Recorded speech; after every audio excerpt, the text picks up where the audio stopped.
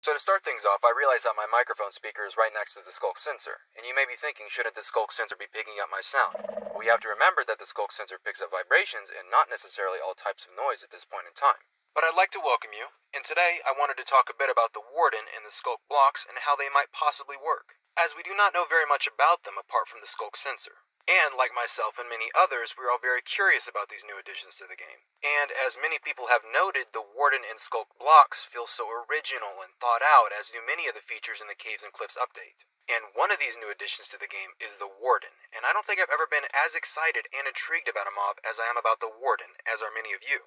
And while we're all excited about the warden and skulk blocks, I'm glad that the Mojang team are taking their time to work on these features and design them. So let's start things off with the skulk blocks. I wonder if the warden will use these to its advantage just like it uses the skulk sensor to find out your whereabouts. And I'm not entirely sure if there are official names for these blocks, but for the purposes of this video, I'll be giving them names that could be similar to the actual blocks. So of course we have the skulk sensor, and I'll be calling the other blocks the skulk growth, skulk block, skulk jaw, and skulk stone. So the first block we will be looking at will be the skulk jaw, and I actually haven't heard many people talking about the skulk jaw.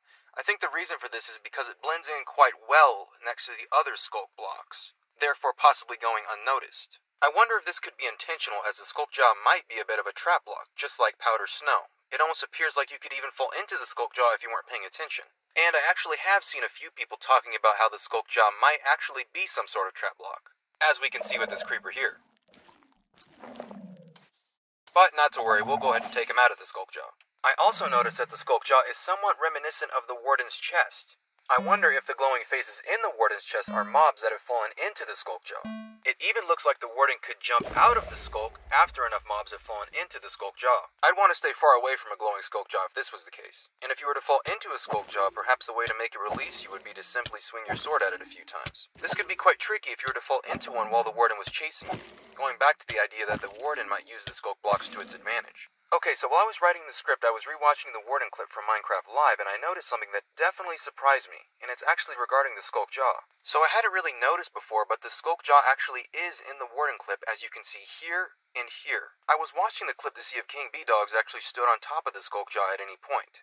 It looks like right here the skulk jaw is right behind them, and I actually couldn't quite tell if King B-Dogs was right on it or not. But I was a bit disappointed when I realized that it might not function how I thought it would, and this right here would be proving it, as the proof is right here in the Caves and Cliffs video. But then I saw this next part that I never picked up on, and I actually had to do a double take when I realized what I saw. So King B-Dogs jumps back after shooting the warden, and I spotted this right here. Those tan pixels were not there a second ago. As you can see here, it's not there.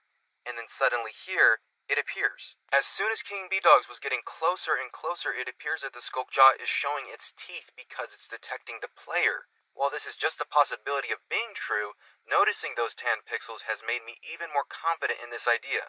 Okay, so next up the skulk stone. In my opinion, this is a very important looking block, as it seems to be some sort of source block for all of the other skulk blocks. It also looks like end stone underneath the skulk, and I've heard quite a few people talking about this idea as well. And the skulk blocks being very end-styled in design and possibly having something to do with the end is very cool.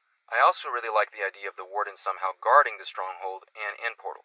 But other than the skulk stone being some sort of source block, I actually couldn't think of very much else it could do. But while writing the script for this video, I had a bit of an interesting idea. Imagine if the warden could send signals to the skulk stone while it was chasing you, and the warden would only send signals to the skulk stone when you were making contact with the skulk blocks or skulk growths. Or the warden would send signals to the skulk stone when you were about to make contact with the skulk blocks or skulk growths. And once the skulk stone received the signal from the warden, suddenly the skulk would become much more difficult to walk on, almost like walking through sludge, making you slower and giving the warden the advantage once again because of the skulk blocks. This also gives the skulk block and skulk growth a unique functionality. I've never said the word skulk so much in my life! And also from the Caves and Cliffs video, I noticed that the skulk stone even seems to glow, as you can see here and here. I also didn't realize, but this block here looks different from the other skulk blocks that we've already seen, so I'm not sure if this is something different or not. It's got a bit of an ender chest look to it in my opinion. Okay, the warden. One thing that I really like about the Warden is that it seems you won't be able to easily attack it just by hiding under a few blocks and hitting it over and over. And you won't be able to build up a few blocks to escape it, and I've heard a couple times that the Warden gets faster the more that you attack it. And from what Mojang has said, it really seems like the Warden is a mob that will be very different from every other mobs in terms of how it behaves. And I think that is fantastic, that the Warden is going to be a mob that you'll probably need to think twice about interacting with. But what ways could the Warden counter our methods? As we can see here, our player is hiding under a block, and let's just say that the Warden cannot get them. But what if the Warden could grow Skulk underneath itself to get to you when itself cannot? So the Warden will use the Skulk to try to trap you into a Skulk jaw when it can't reach you. I also like the idea of the Warden having some sort of ranged attack to counter the players that build up a few blocks. Perhaps the Warden could shoot a Skulk projectile at the player, making them fall off. There have also been a few ideas that the Warden might be able to break blocks to get to you, but we wouldn't want the Warden to somehow grieve something that we spent time building. But as I mentioned, I do think that Mojang will find the right balance. The Warden should be a true challenge that is fun, and it takes strategic thinking whenever you are around it. I think that we are all expecting something like this as well. Mojang has also mentioned that the Warden is more of a mob that is meant to be avoided rather than attacked. Also, with as fast as the Warden is, I wonder if it will be able to swim, since there are now large local lakes in the caves. Because if it just kind of floats towards you slowly when in the water, unless it has a ranged attack, we could just shoot it with a bow. Same thing if we can slow it down with a bucket of water. But if a player uses a bucket of water to try slowing the Warden, I think the Warden being able to quickly run through the water source as if it's not being affected by it would be very cool. But if the Warden could swim, imagine that not only could it find you in the caves, but also in the cave lakes. This would make both caves and cave lakes places that the Warden could roam. And this would also make cave lakes where the Warden is a lot less safe. Because at the time being, there aren't really any hostile mobs that spawn in them to my knowledge. And Skulk's sensors can actually be waterlogged. It seems like the reason this was added was to silence the noise that the Skulk sensor makes. But what if all the Skulk blocks could generate in the cave lakes near the Warden as well? I also tried placing lava around the Skulk sensors in a creative world, and at this time none of them caught on fire, and the Warden and Skulk seem to be made out of the same thing, so it might be immune to lava.